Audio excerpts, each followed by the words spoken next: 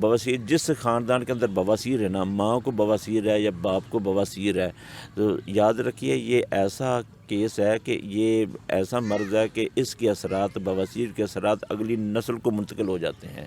ہمارے ہاں صرف یہ سمجھا جاتا ہے کہ بواسیر صرف وہی ہے کہ جو مقد کے مقام پر چبھن، جلن، خارش یا بلیڈنگ ہوتی ہے، بس یہی بات۔ حالانکہ اس کو وسیع معنوں میں سمجھنا چاہیے کہ پورے جسم میں یہ مواد پھیلا ہوتا ہے، اور یہ پھوڑے، پھنسیاں، چنبل، ددر، خارش، کالا یرکان، یہ تیلی کے کیسز ہے، اس طرح کے جو امراض ہیں یہ سارے بواسیری ہیں۔ یہ سارے بواسیر یہ ہیں۔ سارے اگر بواسیر کا علاج کیا جائے تو یہ سارے مسئلے ٹھیک ہو ہاں سکتے جی، ہیں؟ بواسیر کا صحیح علاج ہو، کوئی تکے سے علاج نہ ہو کہ وقتی طور پر علامت کو غائب کر دیا جائے تو بندہ سمجھے کہ اس کا علاج ہو گیا۔ نہیں، صحیح اوریجنل جو طب کے اصول و قواعد کے مطابق جو علاج بنتا ہے نا، وہ علاج ہو تو اس کے متعلقہ جہاں جہاں جو بھی خرابی جسم کے اندر پیدا ہو رہی ہے نا، وہ آہستہ آہستہ ختم ہونا شروع ہو جائے گی۔